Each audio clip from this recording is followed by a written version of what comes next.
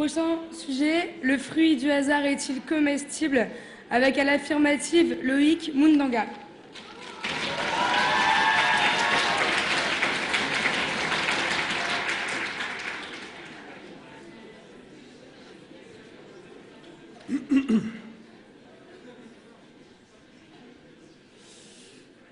Alors tout d'abord, permettez-moi de m'excuser pour l'absence de veste, ce qui est, j'en conviens, très vulgaire. Mais j'ai mis mon costume au pressing et je l'ai récupéré 2 tailles trop grandes, donc bon, autant vous dire que vu le gabarit de votre serviteur, je me suis dit, Maurice, ne pousse pas le bouchon trop loin. Mesdames et messieurs les membres du jury, cher public, à la question « Qu'est-ce que le hasard ?», je répondrai « C'est un arbre fruitier ». Oui, messieurs, dames, un arbre fruitier, et je dirais même plus un arbre fruitier éternel. Car des fruits poussent toujours de ses branches, en toute saison, et par tous les climats. Mais voilà qu'on me demande si les fruits de cet arbre étrange sont comestibles. Question naïve. J'oserais même ajouter qu'il suffit d'y avoir goûté pour le savoir. D'ailleurs, à ce propos, j'aimerais vous raconter une petite anecdote, tout à fait véridique, pas de trucage, rien dans les mains, rien dans les poches. Alors, ça s'est passé il n'y a pas si longtemps au parc Roumaine. Je ne sais pas s'il y en a qui... le parc Mistral, pour ceux qui ne sont pas de Grenoble, voilà. Alors, je laissais mon cochon courir en liberté dans le parc. Alors oui, je vous explique, j'ai un cochon, plus exactement un Vera de compagnie. Je l'ai trouvé un jour devant chez moi, par hasard, évidemment, et je l'ai appelé Malion. C'est mon pig, Malion.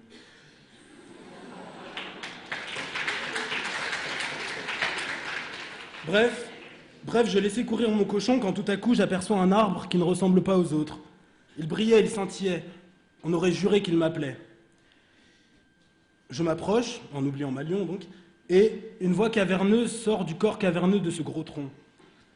« Je suis l'arbre du hasard », me dit-elle. Pris de panique, je prends ma cigarette, psh, réflexe.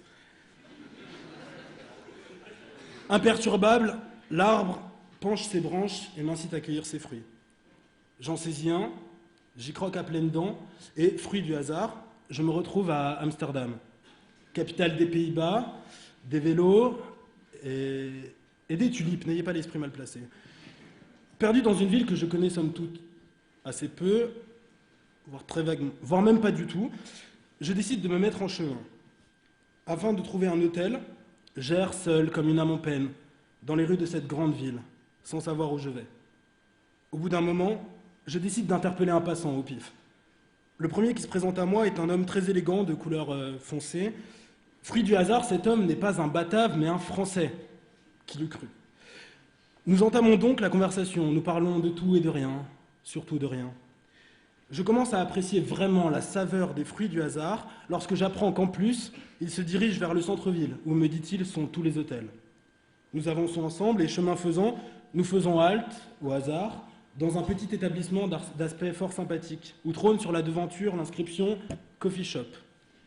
Tout naturellement, en entrant, je commande un expresso. Le serveur éclate de rire. Mon collègue à la peau foncée aussi. Je me sens seul. Bon gré, mal gré, et malgré mon air idiot, on me sert mon café. Quand tout à coup, le temps s'arrête. Je la vis, je rougis, je pâlis à sa vue. Un trouble s'éleva dans mon âme éperdue. Mes yeux ne voyaient plus. Je ne pouvais parler. Je sentis tout mon corps étransir et brûler. J'étais là. Elle était là. Nous étions là.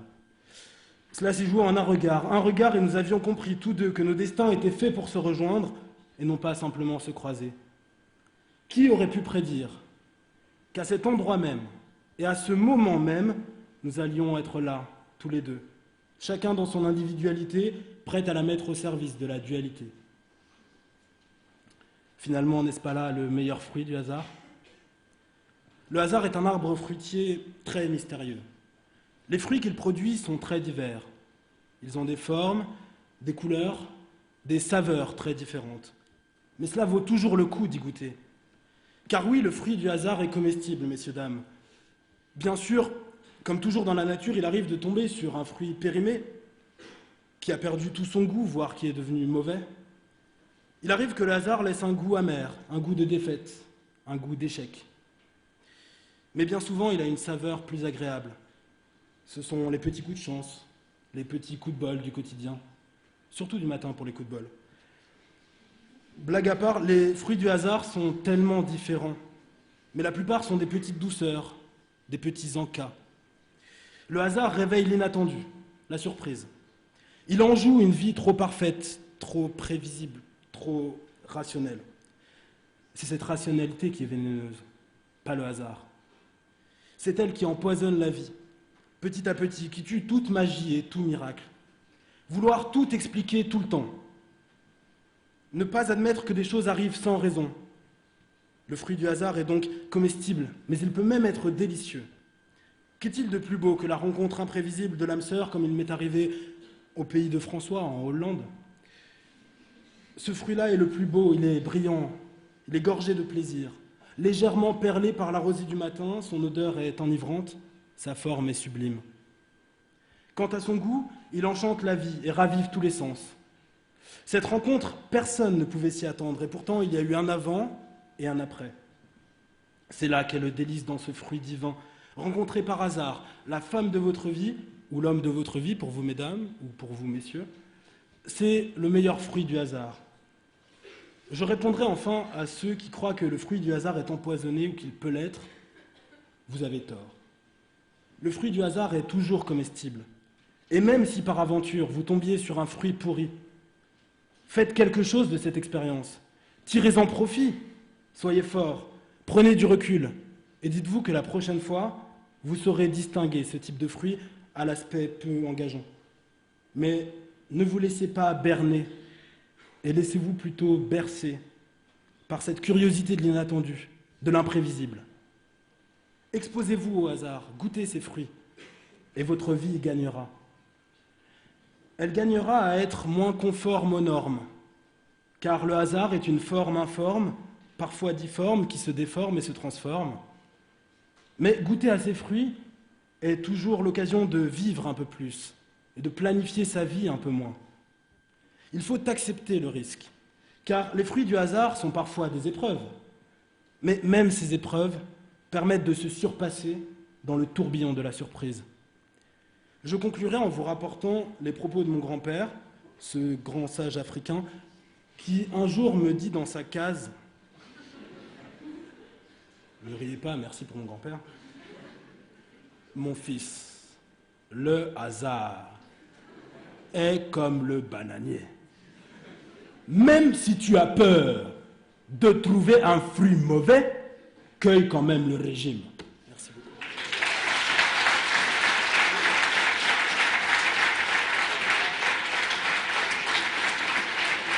Merci Loïc Mundanga.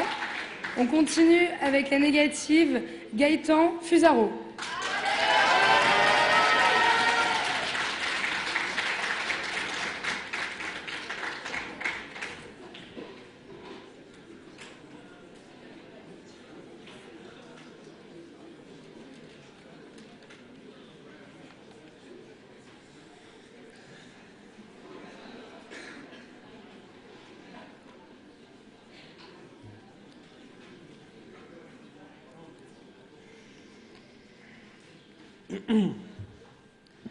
Le fruit du hasard est-il comestible?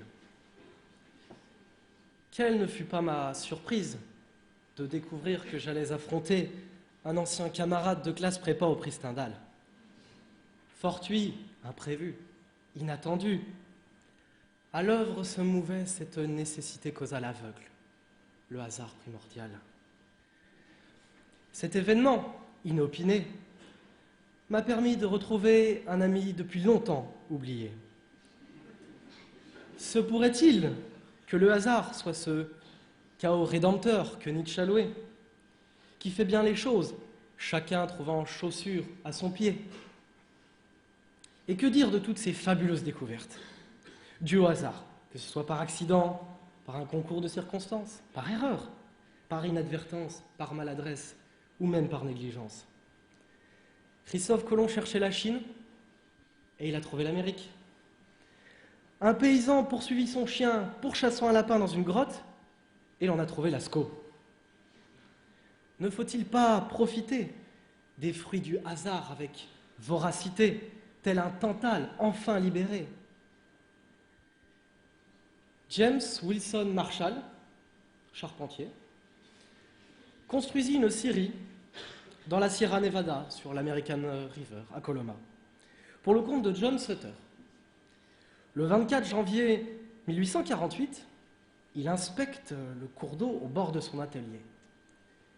Il a soudain l'œil attiré par un sentiment. Bien malgré lui, il lance la première ruée vers l'or. Désastre écologique et apothéose de la culpabilité humaine que j'aborde. Christophe Colomb découvre l'Amérique et des millions d'Indiens sont massacrés par les conquistadors. Les pépins de ce fruit me sont restés coincés dans la gorge. En ne me fiant pas au hasard, mon opinion je forge. Il m'a laissé un goût amer, très bien. Je m'en vais cracher les raisins de la colère. L'humanité, fruit pourri jusqu'à la trogne, a même poussé le vice jusqu'à en puiser des idées de jeu. Ou comme au loto, un vainqueur fait 1 million de malheureux. Et où des pères de famille vont au casino pour satisfaire un Las Vegas véreux. Si, comme tu sembles l'assurer, il faut se fier au hasard, pourquoi dans ce cas t'es-tu préparé ?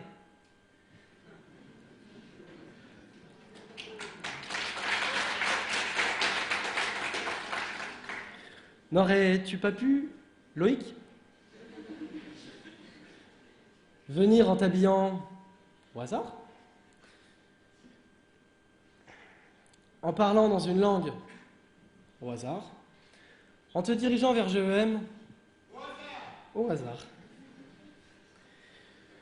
Sans doute est-il bien vu de louer le fruit du hasard quand on est né une cuillère d'argent dans la bouche, festoyant avec allégresse autour d'amuse-bouche quand on sait qu'un être humain sur 3 n'a même pas accès à la douche.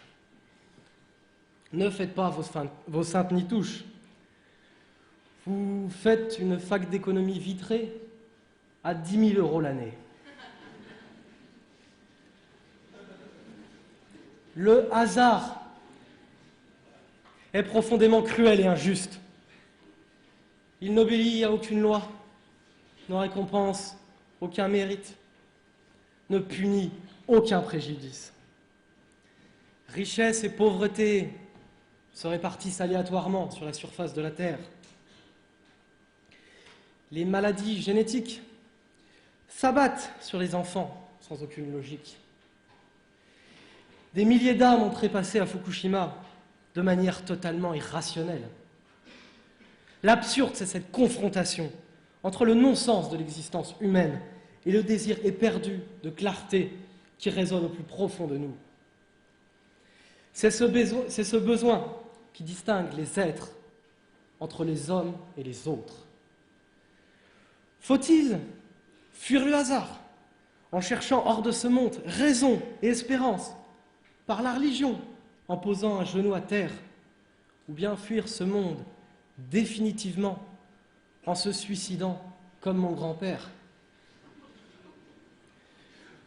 Je considère plutôt qu'il faut le défier avec résolution.